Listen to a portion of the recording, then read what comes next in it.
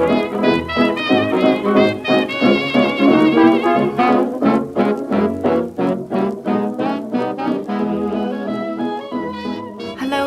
thank you for once again joining us on our late shift. My name is Val, and I'm joined with James and Jonah.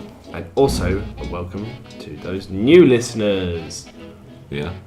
I'm just saying, I don't want them to feel you sound like left out. Really, I don't want a really awkward youth group worker. No, but listen. He knows full well that the kids there are the same ones that have been there for the last year of his life. If he doesn't see a fresh face, I saw the shadow of the caretaker walk past the doors, and I thought, oh, that could be a new member of the group. And then he went off with his waxer. But my point is this, right?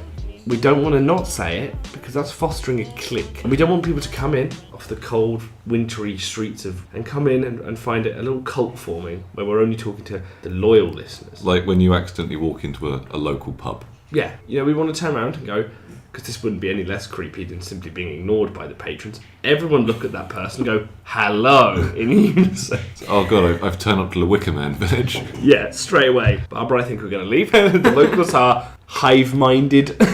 Unfortunately, we are still a member down, for there is a quest that needs completion. And Saul has yet to return with the creepiest creepypasta. Somewhat alarmingly, his hat has returned. Without him. With a message in it that just said, if you want the rest of him, call Paul Bettany. Unfortunately, we don't have his number. Because he is a figment of Saul's imagination. Even on the assumption that Paul Bettany is somewhere real, which I'm sure he might be, it's a little arrogant to assume that you have his number. Three scrubs like us could get in contact with Paul Bettany. Or if it was Paul Bettany, the fact that he didn't leave any information, he was just like, you know who I am. You know where to find me. They're saying it could be a stranger masquerading as Paul Bettany. I feel like either is possible, hence why we've done nothing with the information and we are eagerly awaiting the first of Saul's body part. My money's on a little finger. Or a little toe.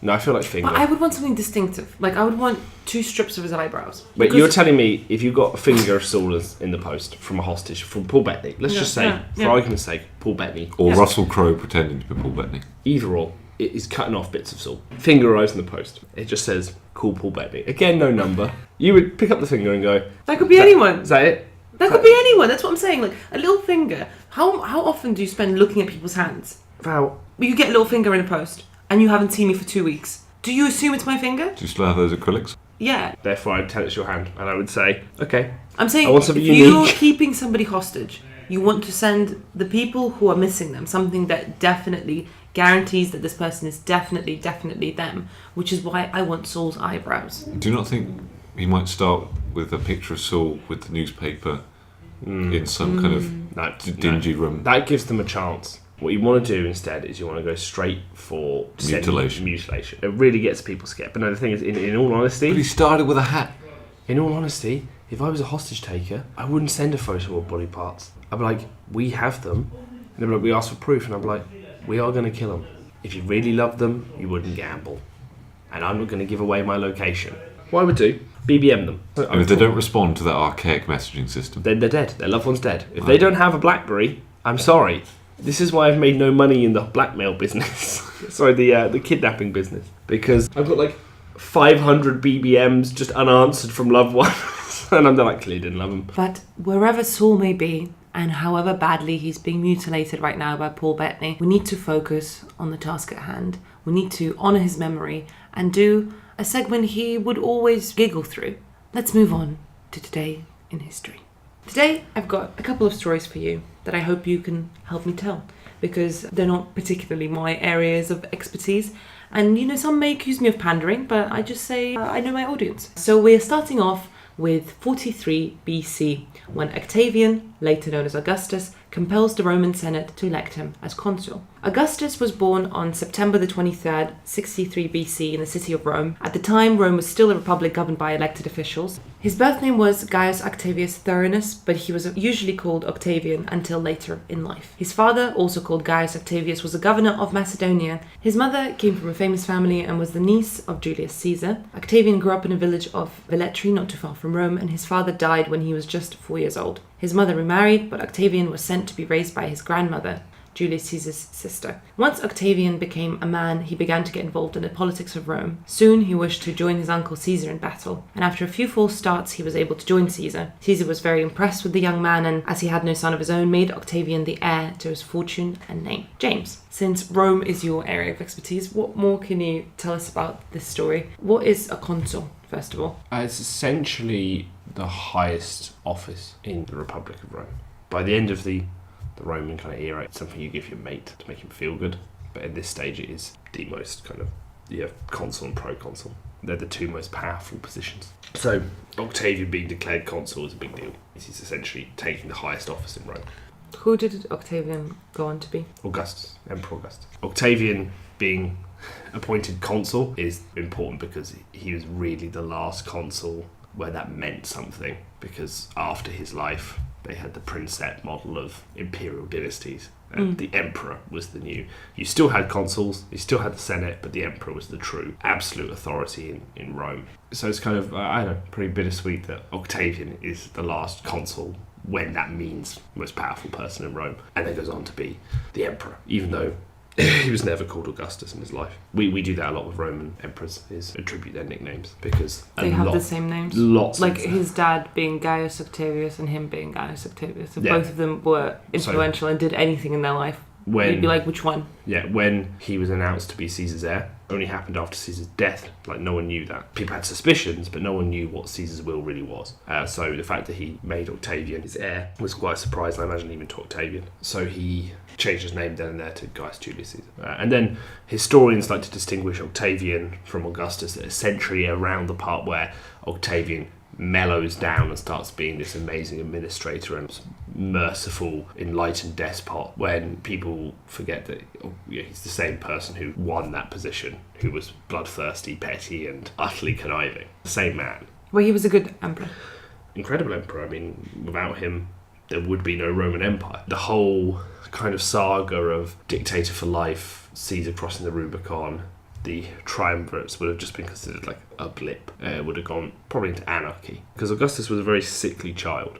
So that's why when you said a few false starts, I mean, he would go off to join Caesar, get sick, and be delayed somewhere. He was sick constantly. What was he sick with? It's not really recorded. He was just a very sickly child and man. So no one really expected Octavian to live much longer at any point during his life. But he lived to be about 78, I think. But he lived a long time. Outlived pretty much all the heirs he groomed to take over from him. And by the time he died, everyone knew the princeps model of government. There was not many Romans alive who even remembered the Republic. It starts off with Julius Caesar crossing the Rubicon, the civil war there, him declaring himself dictator for life. And the only people who would remember the Republic, quote unquote, would have been people who were alive and not young babies. Then, so all the kind of people who remembered the Republic and would have fought for it no longer really remembered what it was. So naturally it slipped in from Augustus being first citizen of Rome, which is what princeps means, to being Tiberius, his successor, who was just the next emperor.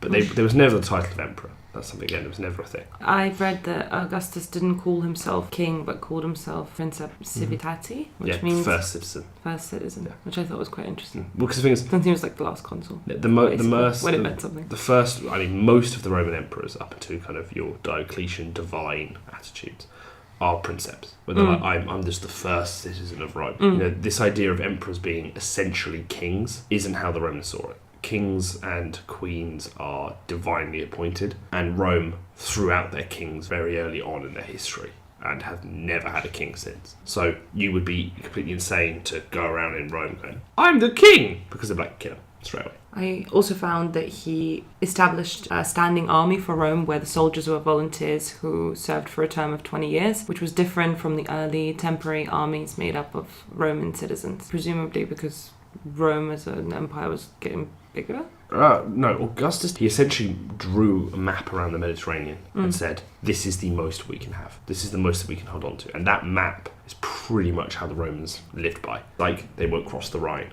The Rhine is the furthest point, and he did that after the disastrous Battle of Cherbourg Forest, where he essentially drew on the maps of Europe down big rivers like the Danube, the Rhine, and essentially came up with this idea that like that's the maximum that Rome can control, and if they're going to overextend any further, then it would be disastrous. Obviously, Romans did subsequently conquer more territory and lose it, but he essentially had this idea that these were the defensible points, that if they dug in there, they couldn't be pushed back. So he needed standing soldiers to defend those regions. Because these were forts all the way along the river to stop barbarians just wandering into your territory. Do you have anything to add? Nah, it happened before the French Revolution. I'm not interested. Didn't happen, pretty much. Might as well not have. Yeah.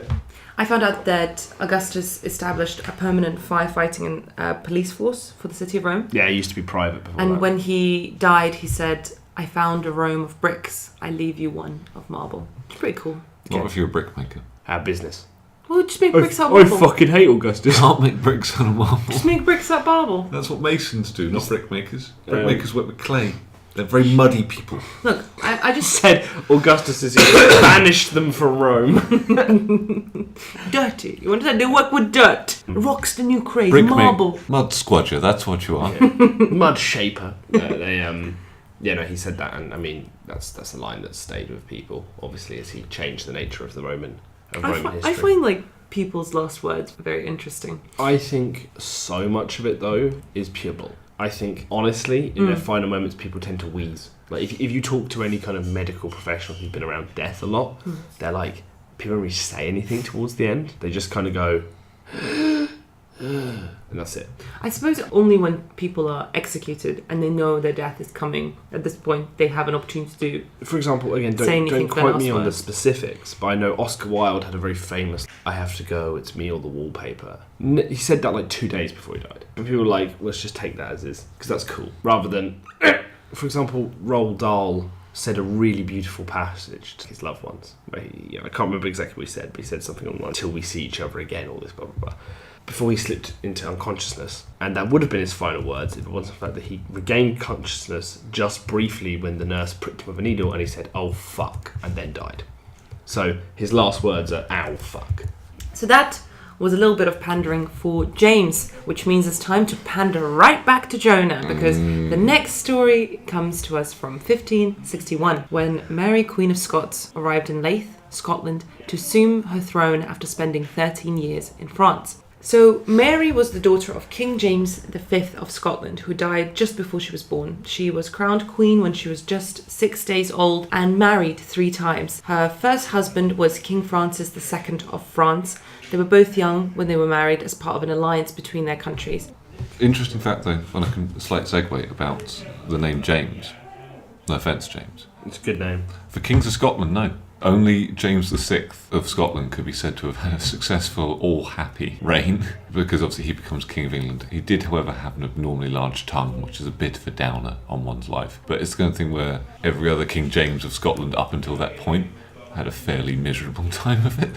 One was killed by a cannon, you know that? He loved cannons.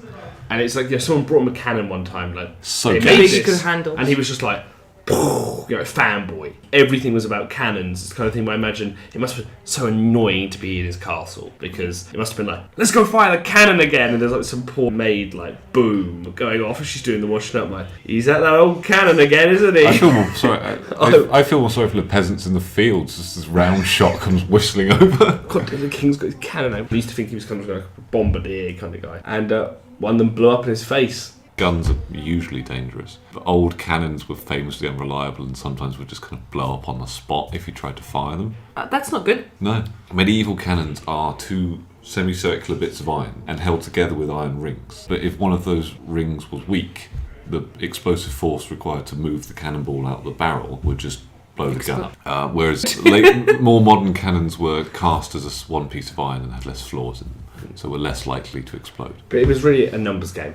Being a cannon fanatic in the early days of cannon was really risky. And they were so disappointing because early cannons fired shot the size of cricket balls, like a tangerine-sized bit of iron or stone, whereas obviously the later ones fired things as big as your head, which I think was much more satisfying. Well, and then Suleiman the Magnificent just had to outdo everyone. It's like, I have a grand bombard, and it fires things about the size of a cow's arse, and which made the Christian nobility of Europe just collectively cack themselves, because he showed up with these things in Malta and the Balkan and just blew castles to pieces. But it took a whole day after he fired it to get it back into position. It was huge. But it links to a conversation about balloon boys. It's not very difficult to become obsessed with something, I imagine, when you're somebody who's so removed from the normal people, because it's the first time you're exposed to it. Like, it's exciting. You're like, oh my god, a cannon. Oh my god, a hydrogen balloon. But, I mean, people used to go around courts of Europe and show off things to try and impress,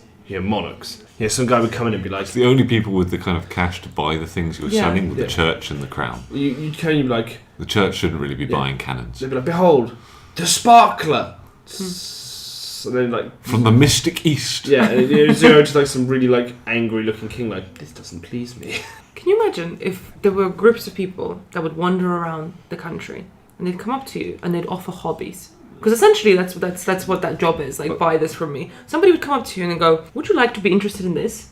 People do. You have like Instagram influencers and stuff where they're like, oh, I'm trying this out, you should try it too. And obviously these days it's diets. But I imagine that if you wanted to really stand out on Instagram, you could go back to like selling cannons to people. Yeah, you could. I just kind of like the idea that, instead of getting like Jehovah's Witness at your door, you get this guy. The cannon salesman. No, not the cannon salesman. Like, he's got a cart with him and he's got a variety of different things in there. He's got crochet, he's got books, he's got competitive... He's got a trained hawk. Yeah. Trained hawk, like, he just looks... Shuttlecock. Like... He just looks mad. And, like, you look through his arsenal of stuff and you go, but what are you into? And he's like, well, this. Like, this is kind of my hobby. Hobbies. Selling hobbies. That's my hobby. Yeah. But you don't even get paid Tennis. for this? Yeah. But, I mean... He's just doing everything at the same time, just trying to get you into something. I feel like this does still go on, but it probably goes on, like, behind closed doors of, like, let's say big corporate meetings, where people are essentially moving around luxury products that we can't even imagine. Yachts. Yeah, like someone be like, oh, wouldn't you like if your yacht had, would sonically boom into the water your dubstep? The point is that there's still people, you would have like a yacht salesman. Have you ever seen a yacht salesman? They have a very short list of people that can afford a yacht. Yeah, we just don't move in the right circles to meet the cannon salesman of the 21st century. Yeah. But we will. We will. You reckon? Yeah, I hope so. So, going back to the story. Mary was married 3 times in her life. Her first husband was King Francis II of France. We're not really sure if he was king when they were married or whether he was... I think they might have married when he was what's called the Dauphin, which is the heir apparent to the French throne. But I think he died pretty soon into his reign. Right. Hence Mary's return to Scotland. So they were both really young when they got married, as you say, and it was a part of an alliance between their countries. So obviously she was the daughter of the King of Scotland and he was the son of the King of France. And at the time, although we don't think about it that way, you've told me, Jonah, that they were quite close. Oh yeah, it was referred to as the Auld Alliance. Auld spelt in an old-fashioned way, A-U-L-D. And essentially, it was an alliance of common interest in dicking over England, because, as we all know, the French and the Scottish... Most of the world. Yeah, most of the Doesn't world. like but it. at this time, England's circle of people that hated it was constrained by its lack of international outreach. It was content really just to piss off its own range of islands and Europe. And even then, kind of just France. For most of Even the Holy Roman Emperor would leave England alone. For most of England's medieval histrry, it is really not an important place, despite what most English historians will tell you. Most fantasy dramas. When they're like, don't worry, the medieval era starts 1066, the Battle of Hastings, it's so important. Not really. It was kind of like France's result of an early fling that they didn't want to talk about in medieval courts, because France was very well to do. And then, so who are them? Is that your cousin over there? We don't talk about England. Just like, But there was this long-standing alliance against the whingy cousin in the North Sea between Scotland and France. So that was why Mary was married so young to an heir of France, because obviously that had been in the works for a long time between James V and Francis II. Didn't always work out really well. So the French made a habit of sending gear to people who fought the English. They even sent knights to help the Welsh when they fought Henry IV. They didn't do anything though, because they showed up at the really anticlimactic final battle of the War for Wales, where the two armies sat on opposite hills for 3 days and didn't fight at all, and went home. And England just claimed victory by default.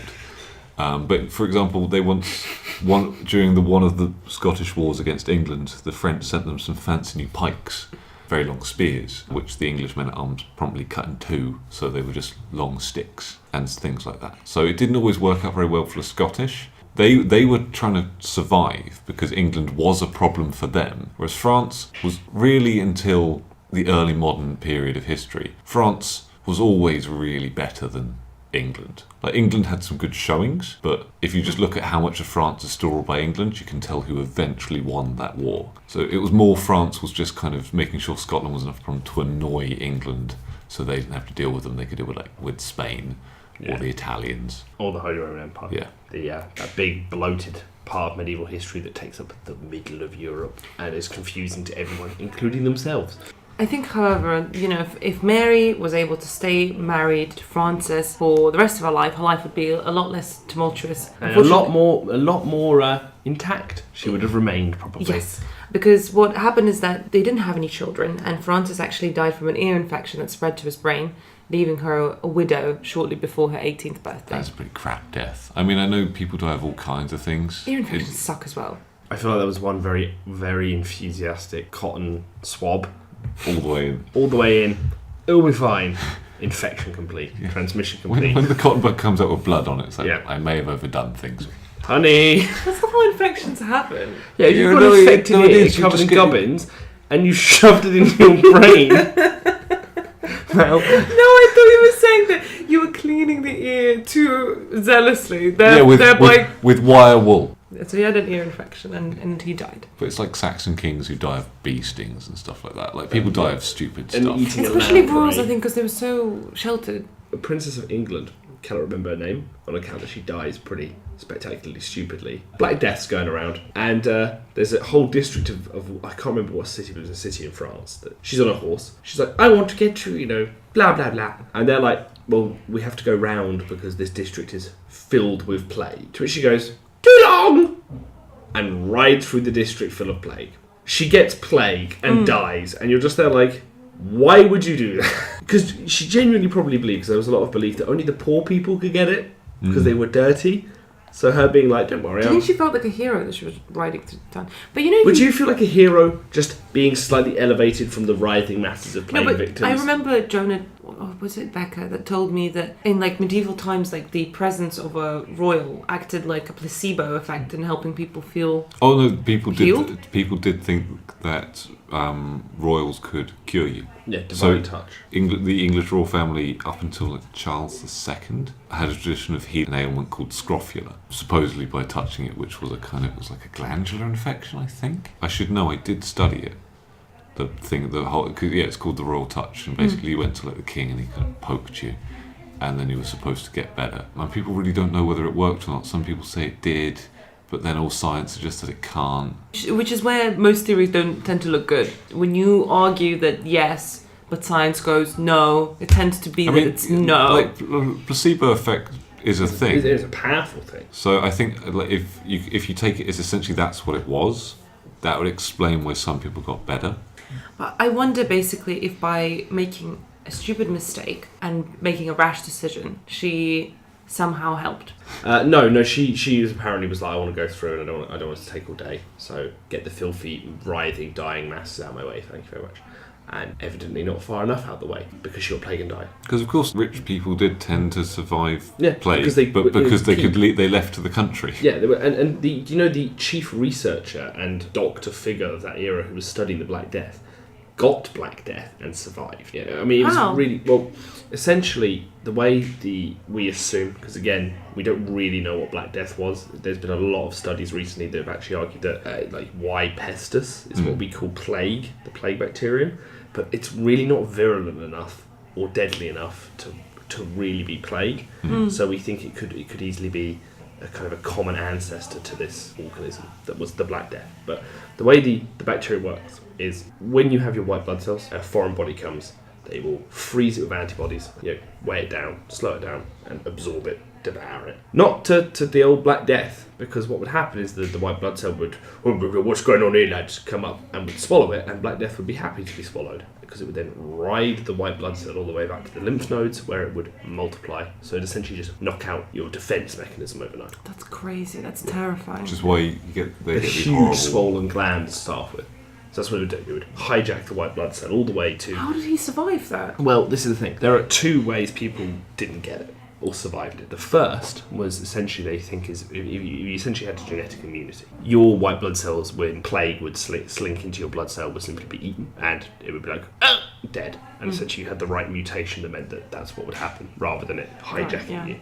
The others is the belief that it would be able to hijack you, but your body was able to counteract it. Essentially almost having one recessive gene rather than two, if you will, or one of the correct genes, which meant you would get very, very sick. You get get all the symptoms, but you would recover. And this is why you had all these crazy cure remedies for Black Death, because people would have this resistance, not immunity, would get the symptoms of Black Death, which people obviously assume were fatal, because for most people it was. And they would see them, I don't know, like Mary from down the village got plague, and then she drank 6 gallons of fat because she was so thirsty. She drank bacon fat, and she was cured. So bacon fat must be the cure, but actually Mary did drink the bacon fat.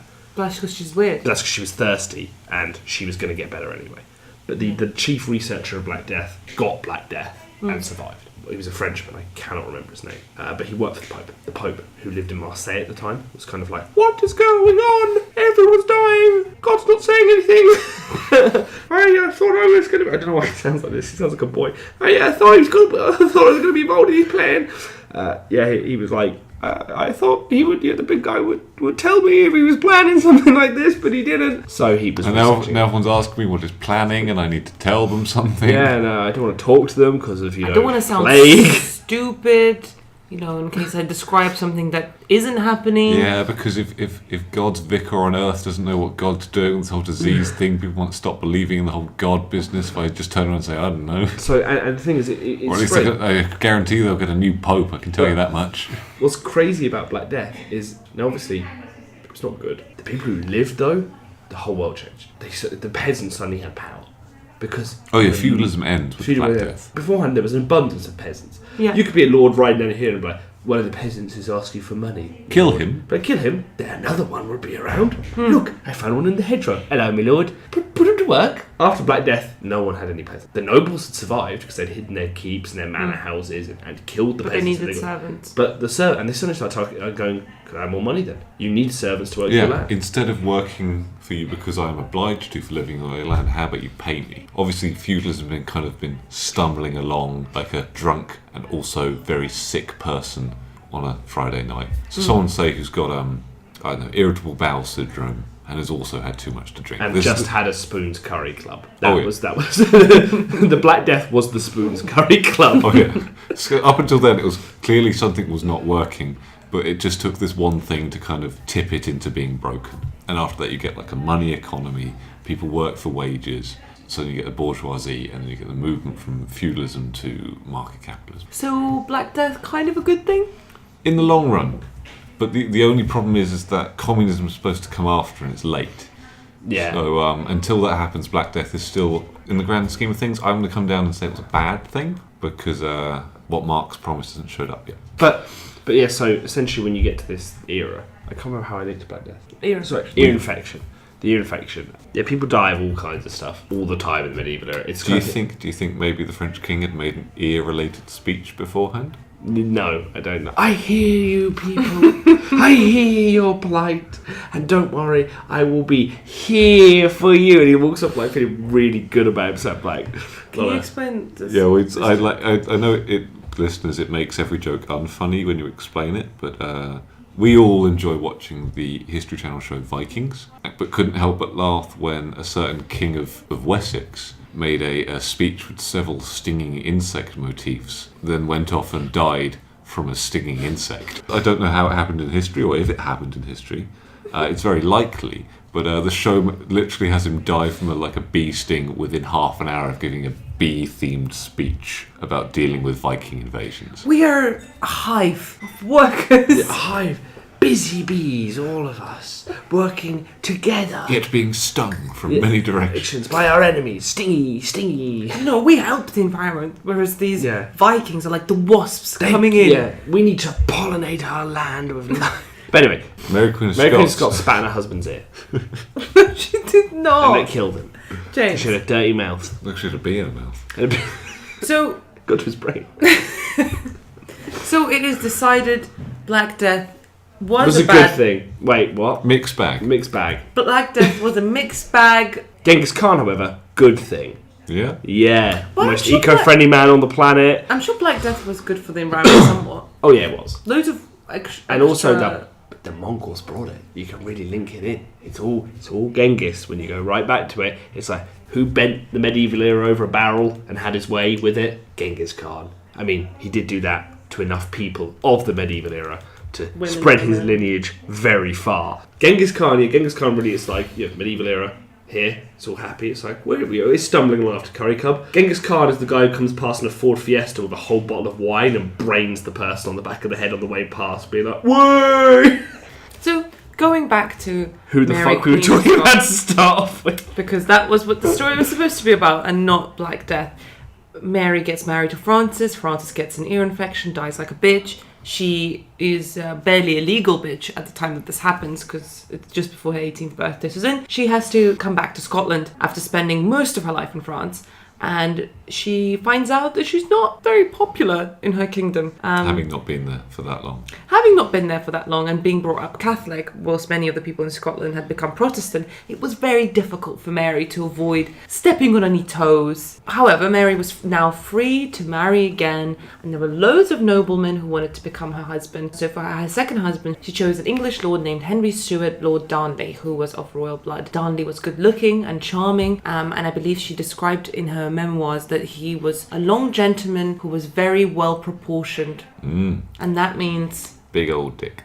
that means, she liked that his legs were not shorter than his body. She Yeah. had long was the word that she used, and I really liked that. Like, to imagine that when she found out they were getting married, she asked him to lie down so she could measure him. She's like, I'd never seen such a long man before in my life. So Lord Darnley, by most accounts, was a very good looking, charming gentleman, but as she married him, she found out he was also very childish and aggressive when he was drinking, and incredibly jealous of her secretary, an Italian named David Rizzio. So when Mary became pregnant and was expecting the baby, Darnley and his friends got drunk and decided to kill David. It wasn't good enough that they wanted to kill him. They had to kill him in front of the very pregnant Mary. They came into her room. She was pregnant with James VI and First, right? I'm not sure who she was pregnant with. She only had one kid. Yes, King James. James The first, or the sixth of Scotland, Or sixth the of- first of Britain. So or England, sorry, should I say. they come into her room at Holyrood Palace while she's talking with Rizzio, and they just start stabbing him to death, as you would. After you've had a few cold ones with the boys. Darnley got away with the murder because, of course, he's the Queen's husband, but Mary never forgave him. Didn't you tell me that she once got shot? Yeah, James I was almost shot in the womb. Really? Yeah, because obviously when your drunk husband and all his boys come in and start stabbing your favourite Italian, you can imagine Mary kicked off a little bit despite being pregnant. So one of said boys restrained her with a flintlock pistol to her belly, and in the excitement pulled the trigger. Wow. And it, fortunately for James I, misfired. So it just went click. And there's a little spark, but the charge didn't catch and didn't shoot her in the gut. Was King James I of England and King James VI of Scotland a good king? He was alright, yeah. He's alright. He was kind of dour, but yeah. he was fairly sensible. People tried to blow him up. Big old tongue. Yeah, big tongue, squirted liquid out the corner of his mouth because he was so inbred, but they were all inbred. He did wind up some religious types. Parliament didn't like him, but he looks good in history because he's followed by the mewling, moronic cunt that is Charles I, who really just kind of cocks one thing after the other. Also known as, give me all your money and don't ask any questions, and you can't try me, and now I'm being led to be beheaded.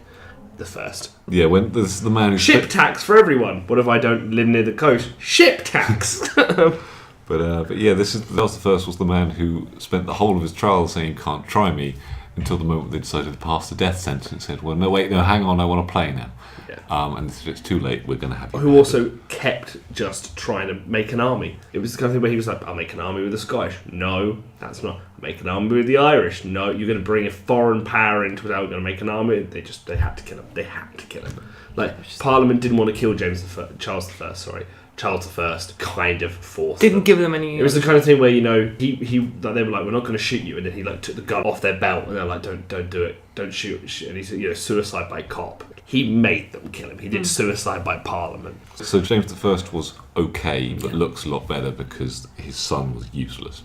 But it seems like her life of intrigue didn't stop there. It wasn't enough that her child was almost killed, that her like potentially best friend or Spicy Italian lover. Which is a new flavour of Walker's Crisps, by the way, and they're really good. They're really good, but they make you feel a little bit guilty. And you get the feeling that a lot of other people are eating them at the same time, and that you're not as special to them as they are to you. Yeah. Anyway, the fun and frolics continue. Mary was not alone in her hatred for her husband, because a Scottish nobleman in her court, the Earl of Bothwell, had also had some reservations against the man. So many that he arranged for Darnley to be killed. He tried to make it look as though Darnley had been killed in a fire at his house, but everyone knew that Bothwell was behind the murder. It didn't go very well for him. No, I mean, the house was on fire, but Darnley was found in the back garden smothered to death by a cushion.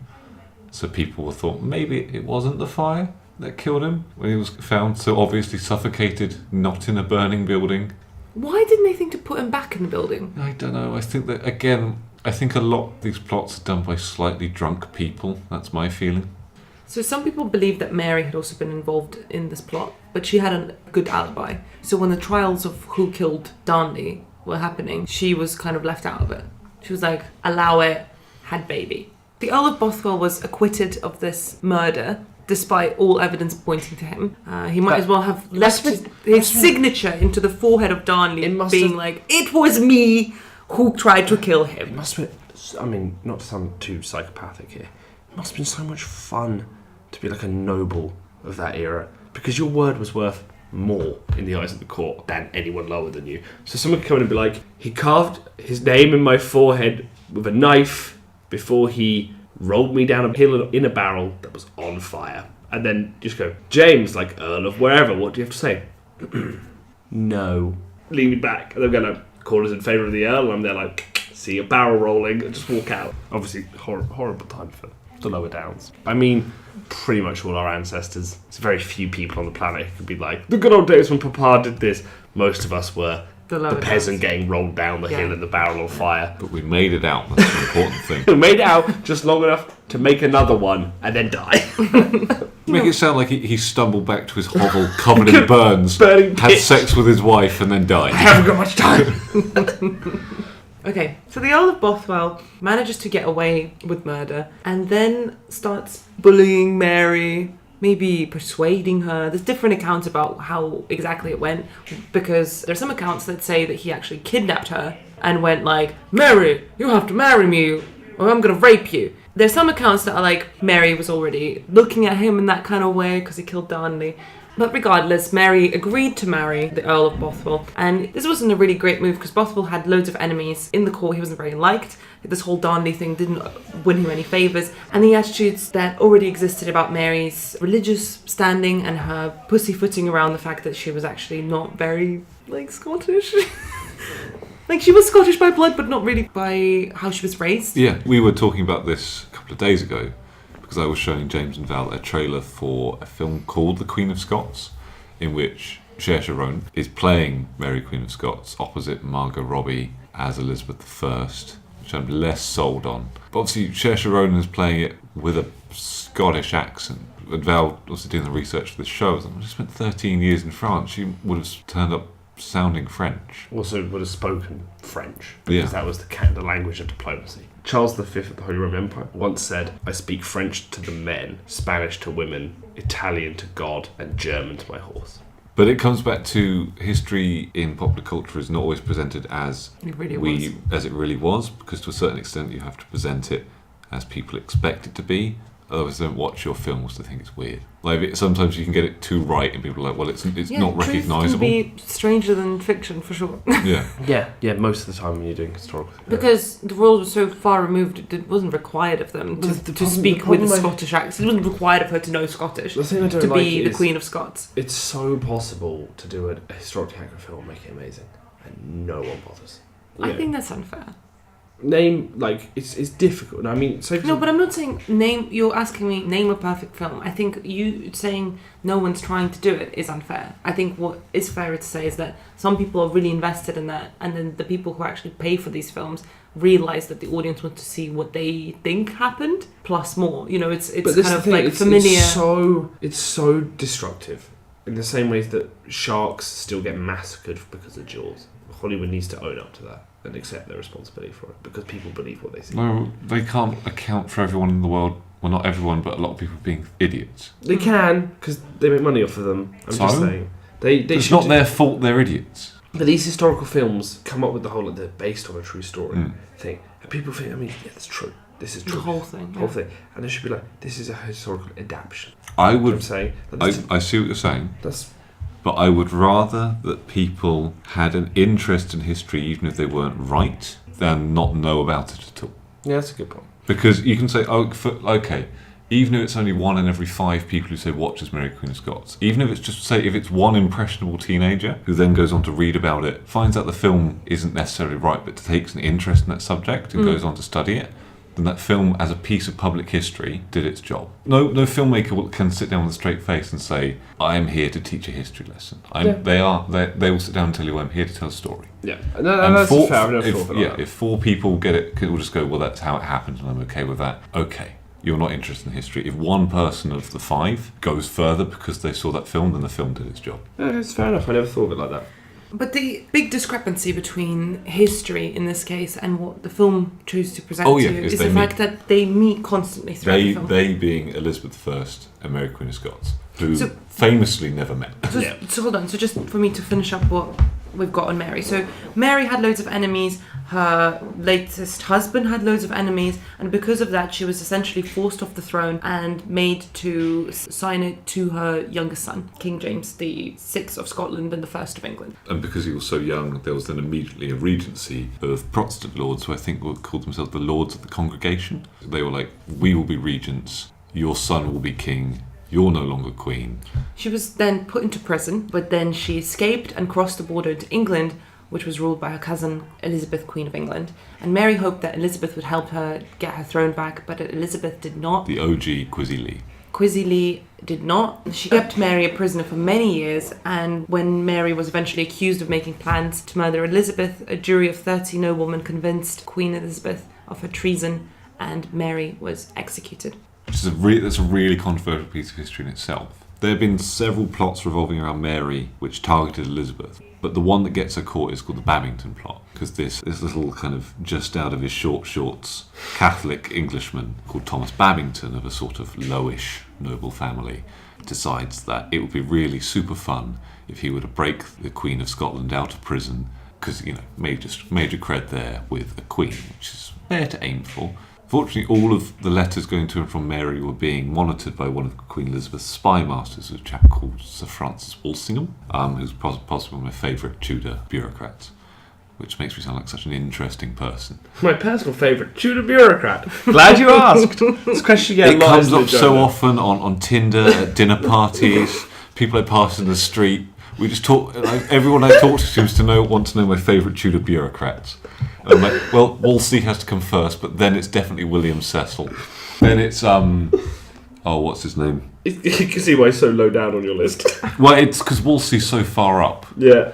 Cromwell, and then Sir Thomas More's all right. But essentially, Walsingham's the spy master, and he's monitoring all the correspondence. So he gets this juicy letter from Babington being like, "Hey, I'm up for a little bit of treason." And he's like, how about we doctor that so it says I'm up for a lot of treason. Then so he adds that. Just call me Mr. Treason. It's like what he's changed it to at the end.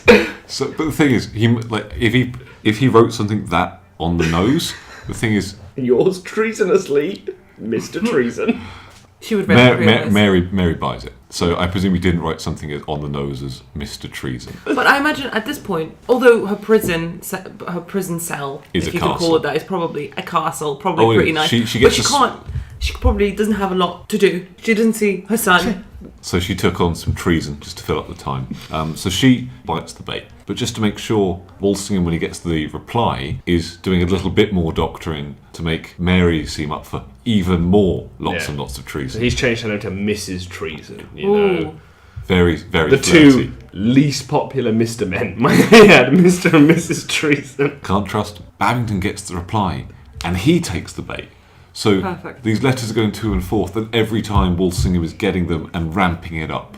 Yeah. And they just keep going for it and going for it. It must have felt so powerful. It must have been the equivalent of political sexting. Yeah. Where they're just talking it all to like get the other one off, basically. To be like, I'm going to commit so much fucking treason. That kind of thing. Yeah, but imagine being the spy master in the middle, trying to remain invisible, but also just feeling the satisfaction of seeing them bite. Oh yeah, Every from both ends. And you're just probably sitting there, just like feeling yourself so much. Babington's sending plans. Mary's been like editing them and sending them back. Walsingham's reading all of it, and eventually has like a stack of this shit, which he just dumps in front of Queen Elizabeth. Kill the bitch. How can you?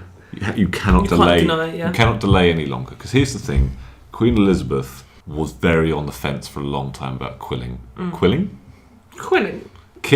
Mary Queen of Scots with her quill, with which she wrote the stab death her right in warrant. the eye. Stab her in the chops. No, because it was. Why the does it quill. chops? Like, one just stabs her in the cheek. Ow!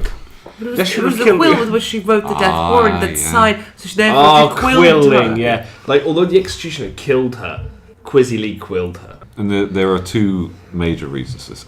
First, obvious one being that they're cousins. Not you tend to look after your family, even if they. To medieval mind, prime marriage material was a cousin. So, not of the same gender though. Obviously, it wasn't like Queen Elizabeth was like he came in like Just you have to kill her now. What if I marry her? Like, pardon? It's like, well, They're like, we're the Protestants and the Catholics will love this idea. The second reason is all monarchs hate regicide. They don't want to set the example of killing monarchs in case someone decides to kill them. So Queen Elizabeth for a lot of time was like, I cannot be seen to be killing another monarch. It doesn't look good. Especially when, the Pope's done things like excommunicated me and told every Catholic to come kill me by this point. Why? What did she do wrong? Be a Protestant. Pretty much all the Pope needed to be like, stop it. You're no longer under God's protection. Anyone can stab you now. So Elizabeth's been sitting on the fence for a long time. Wolsey shows up having ramped this thing to a ridiculous degree, so one stupid idea has become the plot of the century. Dumps it on her desk and goes, well, you've got to kill her now. Elizabeth still delays. And in the end, what she does, and there's some historical debate over this, is she delays and delays, and everyone's, essentially trying to talk her around to it, and eventually goes, fine, signs. Quills her. She quills. Her Lord Chancellor, Lord Burleigh, basically grabs the warrant off her desk. A strong grab, Lord Burleigh. Like a desperate snatch. Yeah. And gives it to the private secretary. Private secretary puts it in the hands of a courier. Private secretary Speedy. Like go. It's making it sound like her advisors are the seven dwarfs. Like, Speedy, sneaky, desperate. Yeah, like, look, I wrote to 6-1. We decided to execute. Who voted my defence? Dopey. That doesn't look good for me, does it? So once they taught Dopey round, they hurry this death warrant to the castle where the Queen of Scots is being held before Elizabeth changes her mind. What, to read it? Look, a death warrant has been signed. No, to give it to the guy guarding her, and so she has to die. That must have been weird for him. Yeah, he's probably getting on. Probably the only person she gets to talk to. I think she probably had maidens. She had several jailers. Some of them she got on with more than others. I think after a few treason plots, they gave her a couple of hard asses. So she was quite charismatic, wasn't she, as a person? Yeah. She was nice. But it didn't. Many queens are. They're raised in it. Yeah. But it wasn't enough. She couldn't roll that charisma well enough to not get beheaded. So beheaded she was. At which point Queen Elizabeth kicks off a fuss. She has Lord Burleigh, who's one of the foremost members of her court, like a big political player, banished from court, which is a big deal because you kind of have to be in court to play all the games, and while you're gone, you just assume that everyone is busy stabbing you in the back, metaphorically. It's the sin bin, essentially. The poor private secretary is in the tower for 2 weeks. They're both eventually allowed to return because Queen Elizabeth calms down. Obviously, you can't stick the head back on, so there's not much point being cross. But the debate amongst historians is, was she genuinely upset, or, and this is the side I favour, she looked upset so she could blame her wicked advisors for the regicide and therefore not be endorsing regicide as a monarch, which is what I side with. But still get regicide. Oh yeah, so she could get what she wanted, but she could, all the negative flack she could kind of shift onto Lord Burleigh and the private secretary and stuff she like that. could eat the fish and not wash the pan. Yeah, it's very much have cake and eat. Having pandered to both of you, I've got my final story. A story. Are you pandering to yourself? I'm pandering to myself. I'm all about, since the inception of this segment, it seems that all that's happened is that I found people in history that I felt have been wronged. They haven't been given the praise they deserve. So our final story comes from 1791, when Benjamin Banneker sent a copy of his almanac and wrote a letter to Thomas Jefferson criticising his pro-slavery stance and requesting justice for African Americans using language from the Declaration of Independence. So Benjamin Banneker was a mathematician, astronomer, scientist, author, farmer, urban planner, and publisher who once matched wits with Thomas Jefferson. But here's the kicker. He accomplished all of that as a black man in the era of slavery. I heard of this guy. People were so astounded at what he could do that they were convinced that he was just the front for a white guy. Yes, That they thought that was a white guy was writing all of this and saying a black guy did it. Because people at the time they were narrow-minded. Everyone was at the time, so it didn't seem that way, but obviously looking back we can say that. They were so kind of set on the idea that black people were only slaves that they couldn't fathom this guy being such a polymath. Self-educated, might I add as well. So Banneker That goes without saying when you're he was born into freedom because he was born to Robert Banneker, a freed slave from Guinea, and Mary Banneker, the daughter of an indentured English servant and a freed African slave. So both of his parents were free, therefore he was also free. His maternal grandmother taught him to read, and he attended a one-room Quaker school for a time, but otherwise taught himself everything he could about astronomy, mathematics, and mechanics. He also became skilled in farming and surveying, constructing an irrigation system for the family farm. So all of this stuff he was just making as a teenager. At 22... So what you're telling me is he was Anakin? Yes, he was Anakin. They came in, he just made a C-3PO. It astounds me that you get people like that at such a young age they're like creating irrigation systems. Because I remember when I was that old, the idea of even building an irrigation system would have taken my interest so little. The idea of doing your school homework was Herculean. Do you know what an almanac is? It's an encyclopedia thing? An almanac is technically, I suppose, it is a non-fiction piece of writing. I know it's a book thing. It's a book thing that's related to farming. He wrote one of the first ones that were widely spread. And the reason this was so important is because he took an interest in astronomy and agriculture. So he was able to tell you things like, if you plant this seed at this point in time, it will result in this. And if you have this problem at your farm, then you should do this. It was like a complete comprehensive guide about how to do everything in this particular region that was reliable and replicable across different things. So his almanac was a bestseller, despite the fact that he was a black man who wrote it. At the age of 22, he had only seen one mechanical watch in his life. So his friend had given him a pocket watch and he took it apart and then constructed a clock entirely made out of wood. This clock is said to have run without ceasing for 40 years, being accurate the whole way, and lays claim that this was one of the first clocks built in the New World. During the Revolutionary War, wheat grown on a farm he designed helped feed US troops. In 1789, he made a nearly perfect prediction of a solar eclipse. All of this based on self-taught stuff. Considering this guy's track record, I'm surprised that you didn't say during the Revolutionary War he just killed 1,000 people on his own. Just walked through a whole regiment of redcoats. He created a death machine. No, we're gonna that fired sunbeams. Like some kind of machine gun crossbow. Yeah. Some poor General Cornwallis. I was about to say. General Cornwallis, not, we feel bad for General Cornwallis, your colony's got away. No, him there watching this death machine come towards him like, by God, wasn't prepared for the stratagem of fighting off the sky. You know what? He invented Mel Gibson. That's what he won did. the war. He invented Mel Gibson from The Patriot. He's a robot. Built by a black man, yep. Yeah. As I a said, wooden animatronic.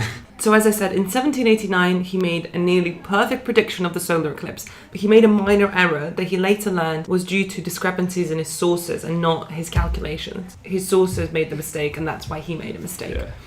Sounds like an excuse, but apparently checks out. Considering what he's done, I trust that he didn't get it wrong. As I said, his biggest claim to fame was in his almanacs, which he published annually from 1792 to 1797, and included astronomical calculations, literature, opinion pieces, medical and tidal information. And if this wasn't enough, Banneker also published his own studies on bees and locusts, which seemed to appear quite a lot in the area where he was living. But the story here is about Banneker's correspondence with Thomas Jefferson.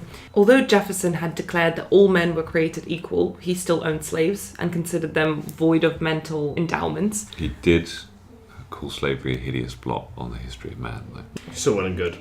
Owning slaves. Even so, I'm just saying, with Jefferson as one of those guys where it's quite as tidy as you would like it. Yeah. He said the right things. He didn't agree with it, maybe on an abstract level. But he felt it was a system he couldn't escape. Yeah, it's the kind of thing. But at the same time, he did keep them. He did have several kids with slaves, so he was another mixed bag. So Banneker still was hopeful that Jefferson was open-minded enough to change his position and wrote him a letter in 1791 in which he used his own considerable accomplishments as evidence against Jefferson's claims, after making a point to freely and cheerfully acknowledge that I am of the African race. Banneker chided the secretary, saying, "Sir, how pitiable it is to reflect that although you are so fully convinced of the benevolence of the Father of mankind, that you should at the same time counteract his mercies in detaining by fraud and violence so numerous a part of my brethren." He included one of his almanacs with his letter to further support his argument in showing that, he was a worthwhile human being. Bright guy, yeah. Jefferson then responded with surprising enthusiasm, and he said, "Nobody wishes more than I do to see such proofs as you exhibit that nature has given to our black brethren, talents equal to those of other colours of men, and that the appearance of a want of them is owing merely to the degraded condition of their existence both in Africa and America." Although this was mostly lip service, because Jefferson never freed his own slaves or made serious efforts to end slavery in the US, Jefferson was so impressed by Banneker that he recommended Banneker to survey the territory for the construction of the US Capitol. But whether or not Banneker actually did help plan Washington, D.C. is very controversial, because although he is an incredibly influential person in Black history and in history of America, unfortunately there's not a huge amount of proof. So Banneker was also very famous for helping to plan the city of Washington, D.C. Basically, when they were planning it, they had a French guy who was supposed to come in. Unfortunately, L'Enfant was really not liked by the people who he was working with. They hated his guts. They hated everything he had to say. And in one basically spout of rage, he just walked out on them. And they were like... I don't blame him, because America was very quick to forget that it owes its entire wretched existence to the French, and don't you bloody forget it. So he walks out, and they're like, "We're fucked. Nobody wrote down the plans." Well, the French guy did. He took them with him. Just But there on the back of the boat as it sails out of New York Harbour, like, "Ah, fuck you!" As he throws him into the sea. Imagine it. The French man disappears on a boat, throwing out plans of the city of Washington. Desperate New Yorkers trying to scoop them out the sea. It's gone. It's gone. And then the sun begins to rise, and Benjamin Banneker appears on the horizon. He looks across the uncharted land that will be Washington and says, "Good news, for I have been working with this Frenchman, and I have been taking notes, for I am a learned man, and I enjoy taking notes when I see other professionals do something pretty impressive." So he had apparently taken notes while the French guy was there, and was able to reproduce the plan of Washington's streets, rivers, amenities from memory, just from looking at L'Enfant's plans and being able to do it. So he is often credited with being the person who had made Washington what it is. However, there is a bit of controversy regarding his figure, because he died. Some people say it's very thin, some people say portly. Good joke. However... Sorry about that. So, as you can understand, Banneker is this hero figure. He saved Washington, he made clocks, he wrote Big step almanacs. down immediately from the way you described it, like this list of titles, like Saviour of Washington DC, made clocks. But the thing Time is precious. But the thing is that his name is attached to loads of these firsts, these important firsts in making America what it became. For example, in 1865, an American abolitionist, Lydia Maria Child, wrote a book in which she credited Banneker for being the first person to create a clock in the US of A, first person to write an almanac. But in fact, that wasn't the case, because almanacs existed long before Banneker wrote his own. Otherwise, why would he know to call it what it is? Surely, if he's the one that came up with it, he'd call it Banamac. I don't know, something. What? Something relating to himself. Not everyone is so egotistical. I present to you my Banamac. What? It's just as catchy, don't get me wrong, but... I know I'm going to call almanacs from now on. Like, give me that Banamac. Because you have so many of them. I do not. I have a single one. I don't think I own a single almanac.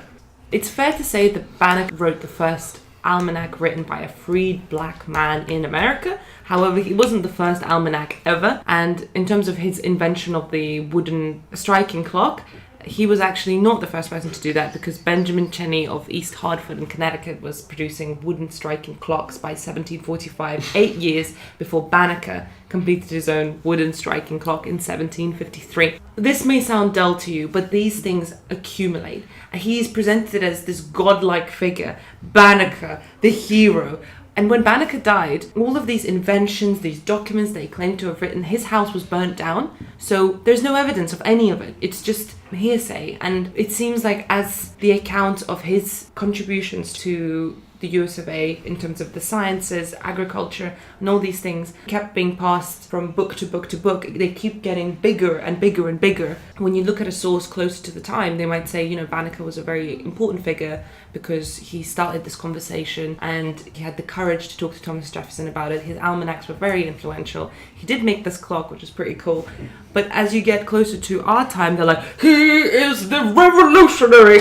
He created the first clock in the world. And his almanacs, they saved the American people from starving in the war. Like, he built Washington with his bare hands. And it's just kind of like this mythology that surrounds Benjamin Banneker, and his legacy should be one of inspiration, should be one of encouragement. You were talking about, again, I don't mean to bash on the Americans. Abraham Lincoln is presented a lot of the time in the American education system as like the man who ended slavery globally. Not 100 years later than everybody else. But here's the thing with this, which I think is why it's tricky in this instance, because obviously, I imagine people writing now could make the case that at the time everything was under-exaggerated because he was a black man. Yeah. But at the same time, you could also make the counter case that it is being exaggerated now because people are looking for these lost voices of history which they can reclaim. And they should be reclaimed. They should. And I think if Benny did half the crap that he's credited with at any point in these sources, he's amazing. I'm really grateful there are people in every generation who work this hard, because it makes me feel that my laziness will not impact too greatly on mankind's progress, because there are people who can just carry that shit, who can do something like enough in their lifetime to fill the lifetimes of 10 other people. So yeah, let's say if he did half of it, he's still amazing. And if he did all of it, then he may actually just have been God who came down for a second time. Yeah, just to mess about with America for a bit and then fuck off back to heaven. Which would confirm manifest destiny, which would worry me. Yeah, that would make America right. You're saying God came down from heaven to redraft the plans for Washington, only to disappear and burn down his own house? He made it a personal matter. Well done, Betty. That's what I say. Round of applause. That was the story of Benjamin Banneker and his controversial contribution and legacy. I think controversial is the wrong word. It's a debate. He wasn't controversial. Yeah. Although, actually, no, he was at the time. Yeah, he was very controversial. No, but what I'm saying is, now we don't look at him as a controversial figure because of what he was doing was, as you say, regardless good. Yeah, regardless good. It's just people arguing, what his contribution is. But the thing is, I can't help but say it. No one does that with Thomas Edison. Because he's a black man, there's loads of people going, oh, well, maybe it's exaggerated, which isn't his way. I'm like, maybe it is. No, to be fair, Thomas Edison went through that patch where everyone was like, well, he didn't invent this, he just patented it. But do you know what I'm trying to say? It's like... I know, I agree. There are certainly figures who don't get as much scrutiny. And a lot of the time, like you say, like Abraham Lincoln is just been a saint his entire life. Despite the fact he was a big fan of minstrels. And his initial solution for slavery was to send them back to Africa. But despite them having a lot, by that point... already become a part of America. Winston Churchill. By the time he was president... Lincoln, I mean, not Winston Churchill. Yeah. There had been no legal international slave trade to America for 40 years. So the majority of the slaves in America were American by birth, and his solution would have been to send them back to Africa, where they had never been. An alien place, yeah. Exactly, and the same thing with, as I said, Winston Churchill. Huge war criminal, racist, eugenicist. Eugenicist, knew about the Holocaust and starved about 5 million Indians to death. Yeah, it's almost like on the money hero.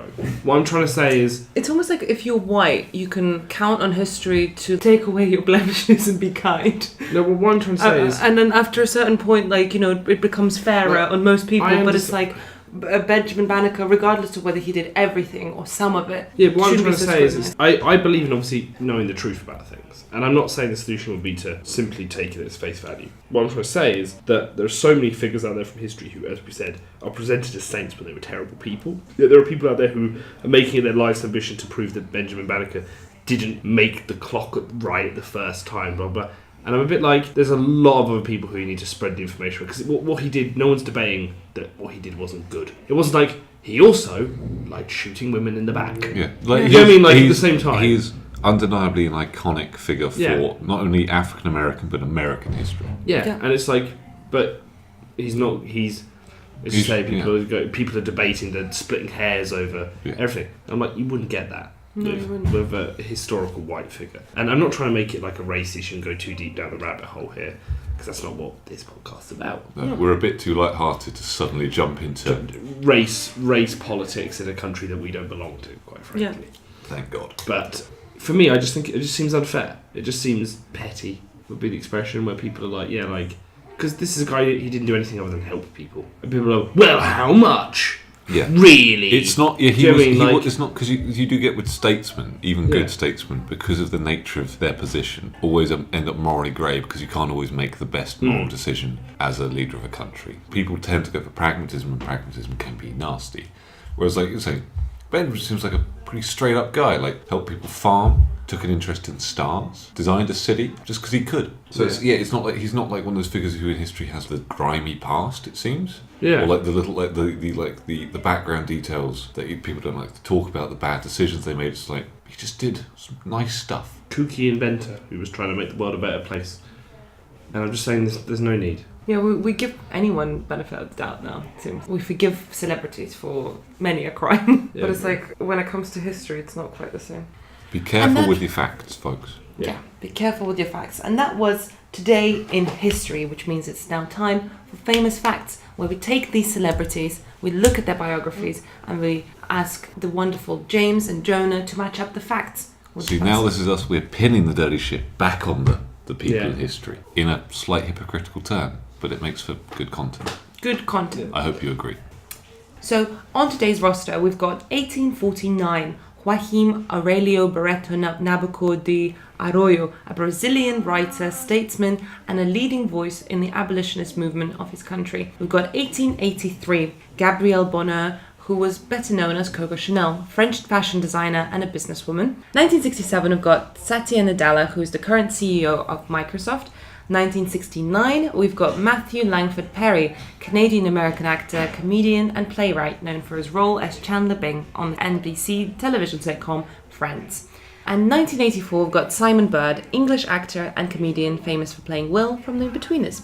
So, these are our people. Yep. Let's look at our facts. This person married their high school sweetheart.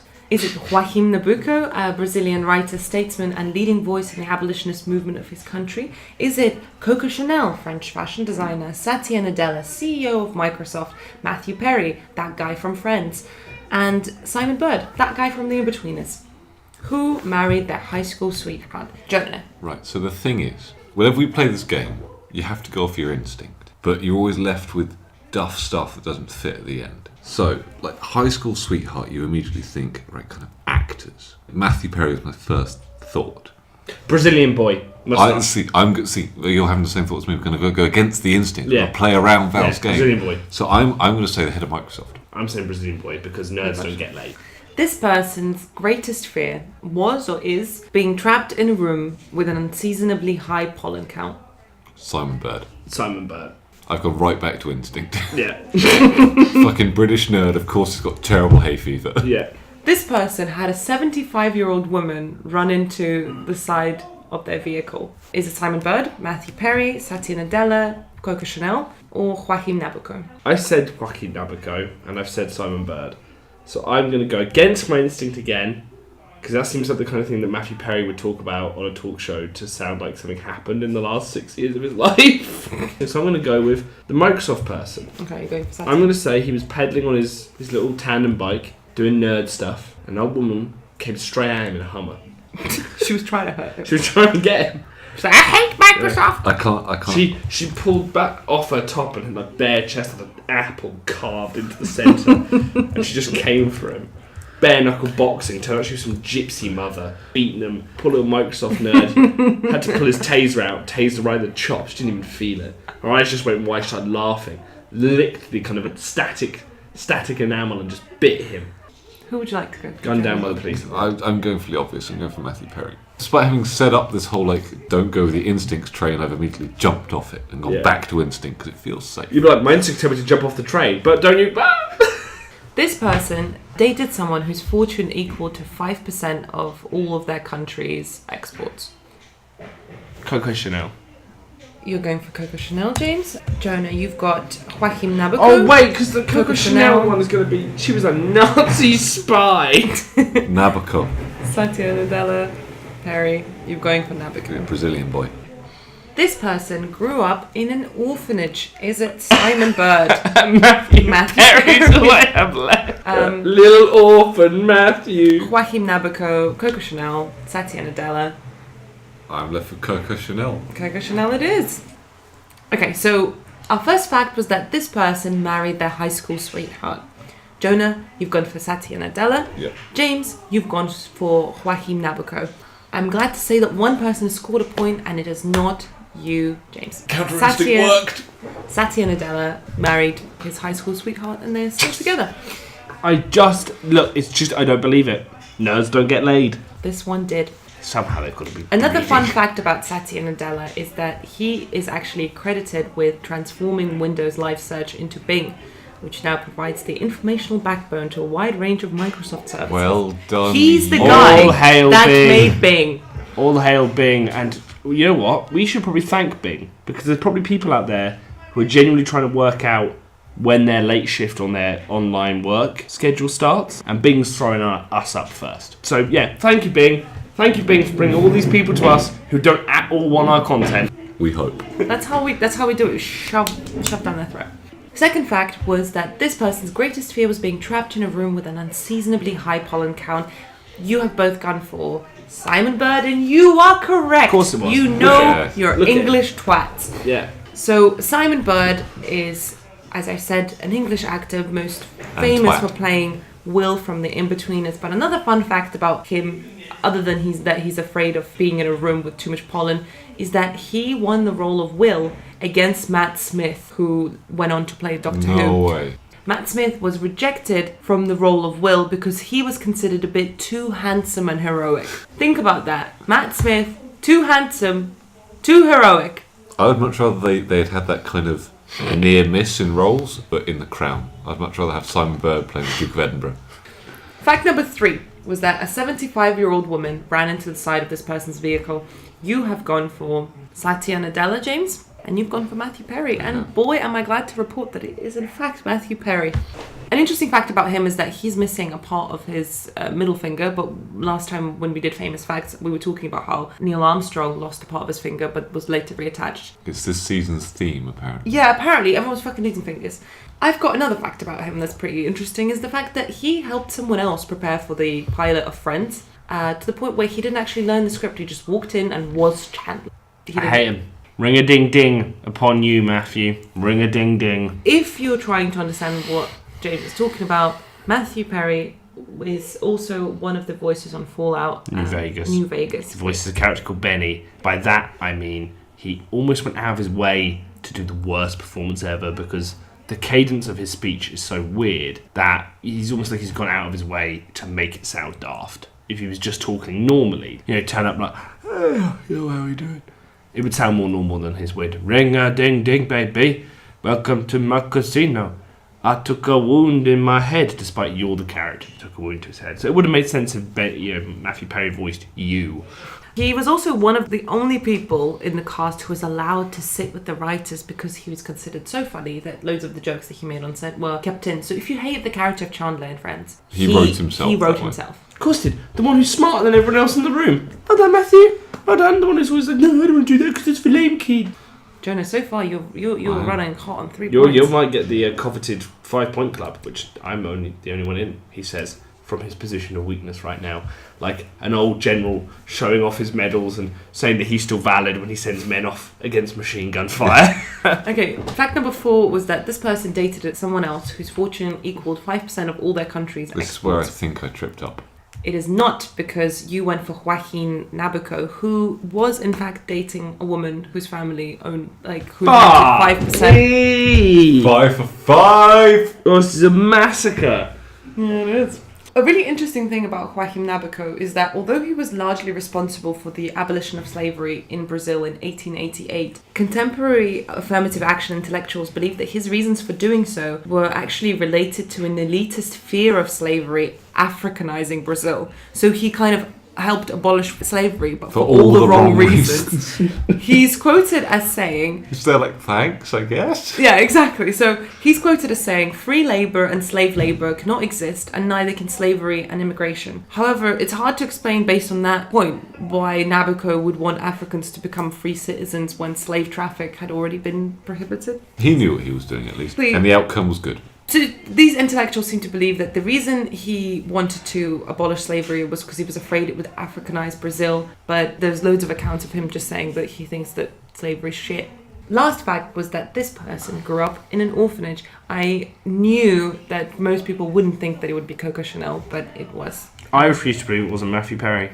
I've got fun facts, lastly, about Coco Chanel. She was a bitch. She was a bitch. Incredibly anti-Semitic. And homophobic. And she closed down factories when the workers asked for more money. She named Chanel's number 5 because she was told that it was her lucky number by a fortune teller. And she is also a Nazi spy. She had... I love how it's just like...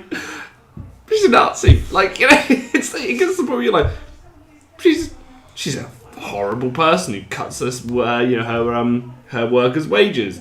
She's a massive anti-Semite. You're like, I'm not doing a good job here. Racist. She's getting the bingo card. Homophobic. And then it's just they're like, also actually a Nazi spy. By the time that comes along, you're like, well, of course she is. She couldn't be anything else. So what happened during the Second World War is that a lot of SS... guys showed up in France out of nowhere. And they were staying in this hotel. And Coco was like, I want to go visit.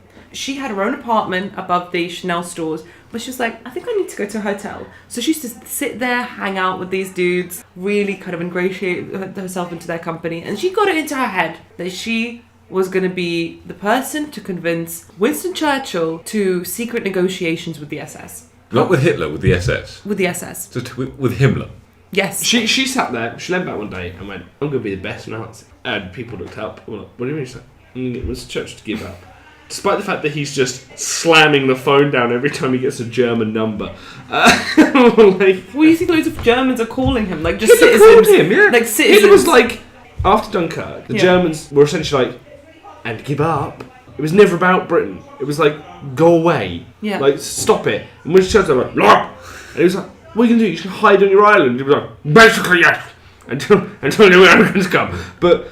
the Germans didn't want... They thought Britain would get whooped, would retreat, would go for like a white peace and be like, yeah, whatever. Forget Poland. Who cares? And we didn't. We just stayed in because it was always about Russia. But, I mean, for us it wasn't really about Poland because, I mean, Poland... We went to war to get Poland free. An independent Poland. That happened in 1989 with the fall of communism. So, it wasn't really about Poland. But Coco Chanel, right?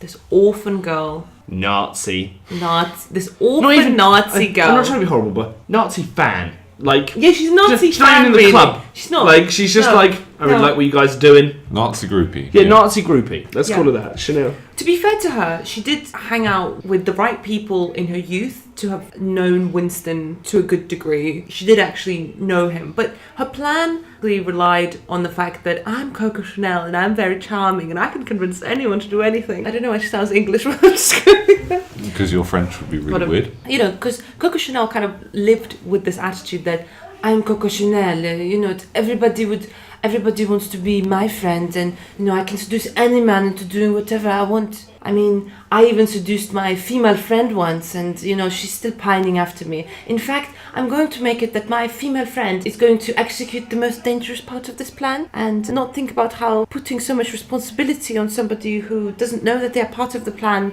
could, in fact, ruin the plan. Because that's what happened. I'm sure that's going to press German spies, this whole plan so far. I'm sure they're going to be like, what do you think was his plan? This is genius. Against a fashion designer and her lesbian lover to talk with Churchill into peace. Yes. You should say, okie dokie. To be fair, the Nazis who were in contact with Coco Chanel thought the idea was cool because they supported her. So they were groupies for the Nazi groupie, no doubt. She was like, she had this great plan that she... It's a weird mutual groupieism where they were big fans of French fashion, she liked Nazis. It sounds like somewhere there's the world's most critically reviled buddy cop film. She was a French fashion designer. He was an SS officer. I'm such a big fan of your work. Same. So Coco knew enough about Winston Churchill. She'd known people around him. So technically, it could have worked. The problem was that in order to execute this plan, considering they were in a time of war, everything had to be done kind of discreetly. So Coco had reopened her Chanel stores, and she told her close friend, this friend, by the way, had introduced her to everyone posh that Coco knew, because Coco was an orphan, as I keep repeating. This girl took a shine to her and introduced her to everyone, basically made Coco Chanel who she became eventually. And by many accounts was very much in love with Coco. She just wanted to be her wife. She loved her. She was like, please give me some. Notice me, senpai. Notice me, senpai.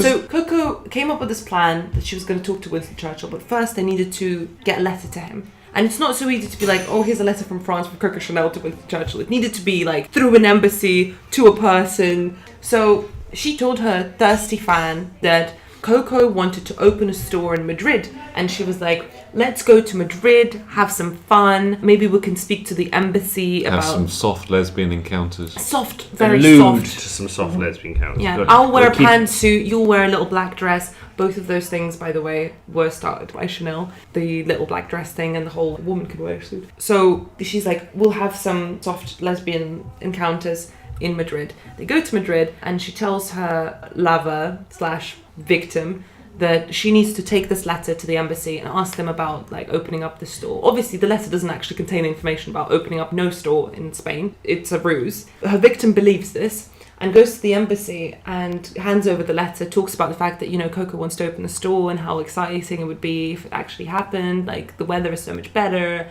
la la la la. And then she gets chatting with the embassy workers and starts talking about the fact that Coco actually spends a lot of time at this Nazi hotel in France, and she's even been talking about working as a spy for them, which would be so ridiculous. And she was like, wouldn't it be hilarious if this letter going to this person was actually a letter to Winston Churchill? Because, I mean, I've heard people talking about this, and that's stupid. Also, again, even if the British hadn't, the British man at this embassy didn't just go, righto, I'll take that off you. Even if he didn't do that and she didn't blab, again, the plan was to give him a letter. So it'd been like, there's an alternate universe out there where Coco Chanel's plan worked, and it's the exact fucking same as this. Oh yeah, because Winston Churchill gets a letter saying, what the fuck? Just put it in the fire. Do you know, it's like, there's no difference. Can you imagine being that embassy worker? just This like, woman just been like, eyes going slowly wide. Like, be like, okay, so, just start again. so she wants to open the store in Madrid. No, just from the bit we were talking about, the Nazi hotel. Yeah, Nazi hotel. Which one is this again? Where is it? Is it the Hotel Nazi, or is it just a hotel that Nazis go to? Yes, Hotel Nazi, just in the middle of Paris. Like, not many French resistant people are fond of that one. The Hotel de Nazi. It's called the National. Ah, like Front National. Yeah. And anyway, Collaborator Club. Yeah. but Collaborator Club or not, that was the story of Coco Chanel and her contribution to history. Such as it is. Such as it is. That was Famous Facts. Thank you for playing. Congratulations, Jonah, for stripping away the title of For taking the world 5-star winner from James. He's taking it. We're just in the same club. No, James, it's like a world championship belt. If I get it, you don't have it. Okay, fine. Is that how we're playing this? Yeah, you got to get it back now. Because it's my turn to take control now, motherfuckers, because it's my game. And we'll see how fucking fair it is then. We'll see if the rules don't become a little bit arbitrary, because someone just lost. And James is like, Germany, when you lose a war, it gets a bit weird, gets a bit hostile. So, the tables are going to turn. We tried it last week. We play tested it. It's back. Google reviews. I've tried to edit it a bit to give you guys more of a chance. So now it is multiple choice. I'll present you a review. Give me another chance for a knockout victory. You mean? Yes. So, let's see if hubris is the order of the day. I will read a review from Google. I will read the stars, and you will have to guess what the location is. Today, I have picked World Heritage Sites, the granddaddy tourist attractions of certain your countries. sphinxes, your colosseums. Around the globe. So, I will present you the review, the rating, and 3 options to pick from. And it's your job to guess them right. Let's begin. I've tried to tier these in a descent into insanity. I have to remind everyone that I read these reviews exactly as they are written. So if you find yourself sniggering at the weird dialogue and weird Grammar, it is not me, it is the person who has left the review. I, after all, am a fan of authenticity, so I shall try and keep it as authentic as possible. You need to respect the artist. The only time I have doctored the review is when it mentions the area deliberately by name. which I have simply replaced it with this place or something. That is all I have done, just so it doesn't give the game away. Okay, so the first review is just a lot of old ruins and insensitive tourists. P.S. Be sure to bring water and be expected to speak Spanish. So this person's complaining about tourists, but is obviously a tourist. Yeah. Because... They don't speak Spanish. Yeah, and it's ruins. I'm guessing it's not some kind of lead archaeologist whinging about people tramping through a dig site. No one brought water for him. All his porters speak Spanish, but he doesn't. So he speaks. So 1 star. So there's 3 locations I've given you. You have Alhambra, Machu Picchu, or Chichen Itza. Ah, you fiend! They're all places where people speak Spanish. Alhambra, I'm pretty sure, is not a wreck. I don't think it's a ruin. I'm going to go for Chichen Itza. You say the other one was Machu Picchu? Machu Picchu. I'm going to go for Machu Picchu. Okay, so the correct answer is Machu Picchu. So Damn you! Number 2. Building my second road victory. Number 2. A marvellous creations apart from its built by innocent slave people. 5 stars. What? What? 5 stars. So your 3 options are the Pyramids of Giza, Wall Street, and the White House. So I know this. It begins with A, but creations is plural. Gosh, that throws me off. Do they mean singular and then go plural, or did they mean plural I'm but going to go begin? for pyramids. I'm just going to go with my gut. I'm going with that. Actually, I'm going pyramids. You are both right, but I will tell you this right now. The Pyramids of Giza are the only one of the 3 I mentioned that were not built by slave peoples, as this person eloquently put. Wait, were they actually not? Nope, they were built by paid workers who were built a bloody city to live in to do it. However, the White House and Wall Street were both built by slaves. There we go. The things you learn. The description I found when someone mentioned about the slavery building of the White House is as follows. Enslaved people quarried and cut the rough stone that was later dressed and laid by Scottish masons to erect the walls of the president's house. The slaves joined the workforce that included local white labourers and artisans from Maryland and Virginia, as well as immigrants from Ireland, Scotland and other European nations. Whereas Wall Street, the roads around that area were built by slaves to help defend the Indians to defend the Dutch who lived there. Therefore, the pyramids, Wall Street and the White House, the one that wasn't built by slaves is the Pyramids of Giza. So, The one that this person seems to be convinced. yeah, but not Innocent slave They are peoples. really good looking, built by innocent slave people, but that doesn't bother him because 5 stars. I see when the review is that high, because if it were very good but built by slaves and it was like 3 or 4 stars, I'd be like, all right, the accusation of slave labour is detracting from this person's review. Yeah, But because it's full marks, essentially, I'm concerned that their appreciation of the pyramids was partly based on the assumption that slaves had some involvement. But I think it's just the format of reviews. I think social media has not yet caught up with the way that we like to express ourselves. Something can be 5 stars, but also bad. Yeah. You know what I mean? It's like when somebody says grandma's sick, she's in the hospital, and people leave leave likes. Not in a mean way, but in a way of like, I'm here for you, like, is that sort of thing. Like, now we've got like a myriad of different expressions on Facebook, but before it used to be like, grandma's dead, thumbs up. so are we ready I like that. Are we ready for the next one? Oh, yeah. Yep. Not worth it. Priority is given to foreigners for special visit. It belongs to us, so we should have first preference. No use of going to such place where we are treated so badly. It looks good only in pictures. Please don't waste your time visiting such places. Especially avoid visiting during the summer. 1 star. So the 3 options are as follows. Buckingham Palace, Taj Mahal, or Washington Monument. I think it's an American attitude. It's either American or English. It's born from the same. See, I would... Could it be Taj Mahal? Well, this is the thing. There are elements of Indian society who are very nationalist Hindus and are as racist as white people are most of the time. And I would really like it if this was an angry Hindu man saying that this belongs to him because the Taj Mahal was built by a dynasty of Muslim rulers who Hindu nationalists hate. And for that reason, I'm saying it's the Taj Mahal because if I'm right, I will love it. I will support you and go for Taj Mahal as It was the Taj Mahal! Was it an angry Hindu man? Yes, it was! It was built by one of the wasn't it? Mughal emperors of India, who were all Muslims, and modern Hindu nationalists hate the Mughals because they were Muslims ruling Hindus. Oh, that's fantastic. So, are we ready for the next? I would actually like it even more if a Pakistani man came there to yell at Indians, telling them this was his palace. Yeah. So this is the Mausoleum. While waiting patiently next to piles of Parisian rubbish, you can watch the official museum staff hanging around the entrance, smoking and looking like extras from a dodgy French crime scene. And completely ignoring their customers. Avoid, in all, a splendid example of French organisation and traditional Parisian hospitality. So, is that the Arc de Triomphe, the Eiffel Tower, or the Parisian catacombs? Obviously written by an Englishman, but that's not the question. I want to go for the Eiffel Tower. Well, for the sake of coverage, I'm going to split and I'm going to say the catacombs. Jonah is correct. It is the catacombs. Just.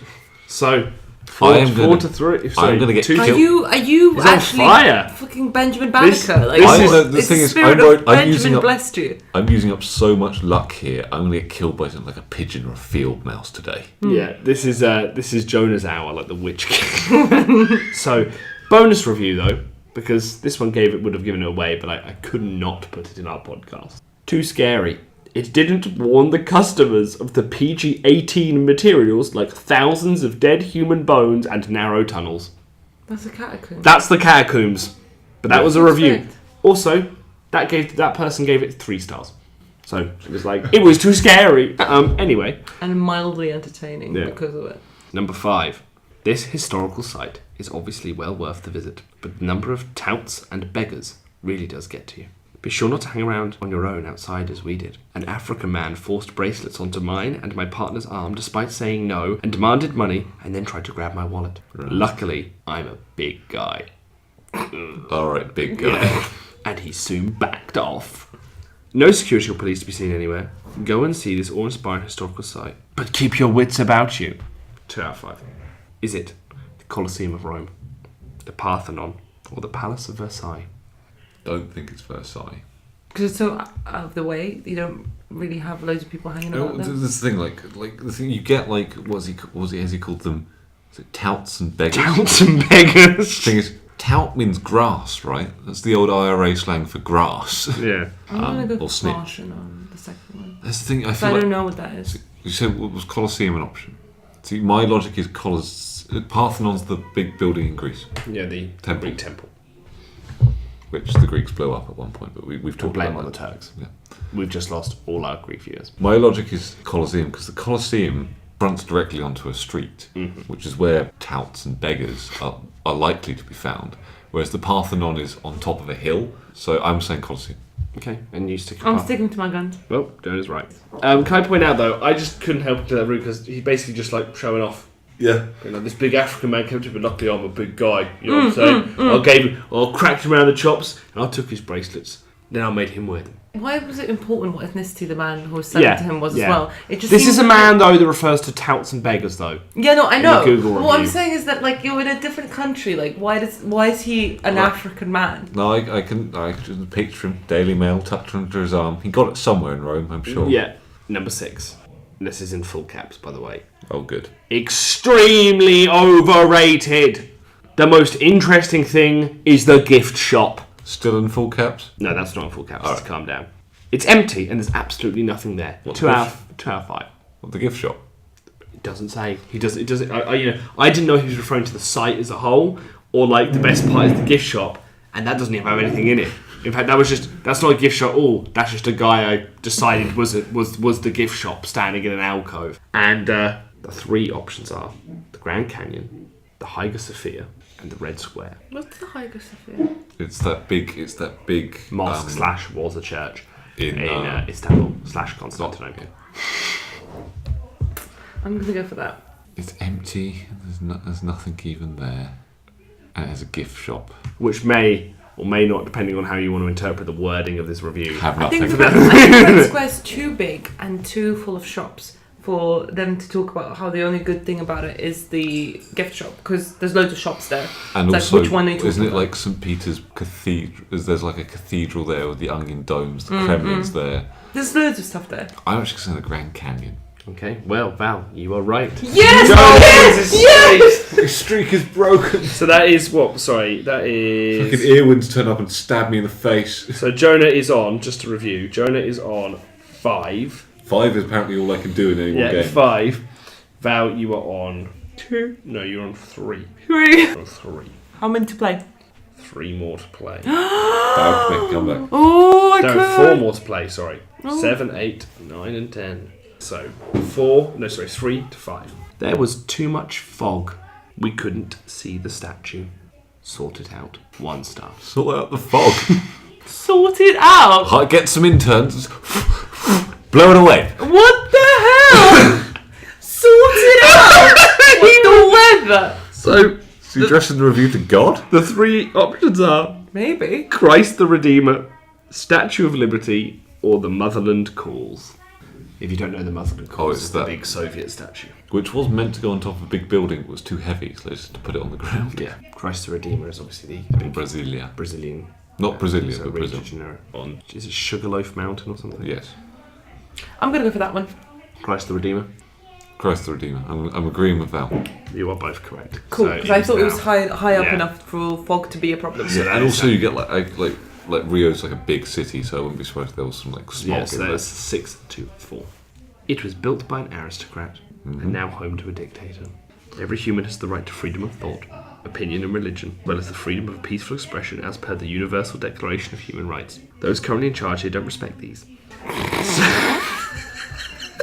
I have a feeling this is but the first paragraph of a lengthy tirade.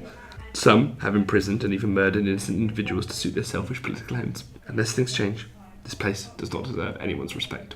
1 star. I will give you 3 options. The Houses of Parliament, the Kremlin, Makes sense. the White House.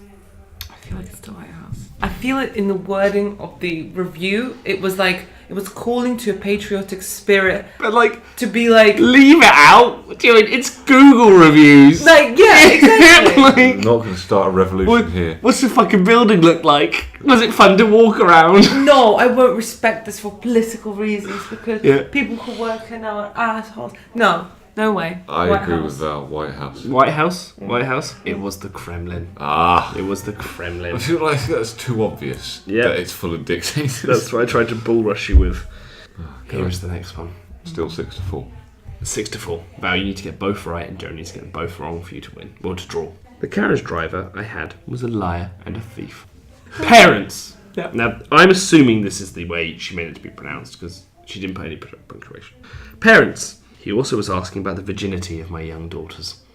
Please be leery and always be with your kids. Leary. L-E... Leary. I think she meant we. It just mean wary. Yeah. But anyway, please be But leery. instead said leer over your children. Please be leery and always be with your kids. 3 out of 5. Where does one ride carriages? Can I ask, would you say that if your carriage driver was a liar and a thief and questioned your young children's virginity, You'd give it a 3 would you out give of it a 5. 3? No. So we have the Sphinx, the Dome of Rock, and Petra. Sphinx, the Dome of the Rock is in Jerusalem, yes? Mhm. And Petra is in the middle of the Syrian desert. People take carriage rides on the Sphinx? I'm saying Petra, because I don't know. What were the other options? Sphinx and the Dome of Rock. See, I don't think it'd be the Dome of Rock, because I don't know how you get a carriage up there. I'm going to go with the Dome of Rock. Jonah has won with Petra. Yes! So Jonah, you are on 8 now, is it? Or is it 7? 7 to 4. I can still tailgate him. You can still tailgate him, but it is done, unfortunately. Jonah has pulled into the lead irrevocably. Failing some adaptation to the rules where I lose points for a particularly stupid answer. Yes. Now is the last review. I did not enjoy my trip. The natives to the country have no home training or personal space. Wait, that makes it sound like... Because when you say home training, I just think of like training an animal to go outside. Yeah, that's it. Just crapping on the floors. 1 out of 5. The natives have no home This training. is a trick question. You give us a review that was inherently racist and offensive, and now you're going to give us 3 options and ask us to decide which of these places we think would be the worst for those qualities. Yep. So you have Hemji Castle, Angkor Wat, and the Forbidden City. Where do you think the natives would have no home training or sense of personal space? I'm going to go for Angkor Wat because I fucking hated it. I was like, Angkor, whatever. I thought, like, one of the fucking... Maybe next episode, people, you'll be hearing one of Val's reviews in this. Angkor, whatever, one star. I was just like, I know it's one of the great wonders of the world, but it's boring. Was it empty, Val? Was the gift shop barren? There was no gift shop. It was $50 to enter the park, and you know, for $50 you can live for 3 days in Cambodia. It kind of feels like a waste of money. So I'm gonna go for Angkor Wat for my personal reasons. Yes, I grant that this is might not be the best. A tricky question. My opinions may not be the best, but Hemji Castle's in Japan, isn't it? So I'm thinking Hemji Castle because of the comment about personal space. Because Japanese castle design was full of kind of tricksy corridors and tight spaces. So the personal space, I like to imagine, is actually just the tour guide trying to lead them through the kind of little labyrinthian mazes that medieval Japanese people put in front of their gates. Yeah. So I'm saying Hemji Castle. So it was the Forbidden City.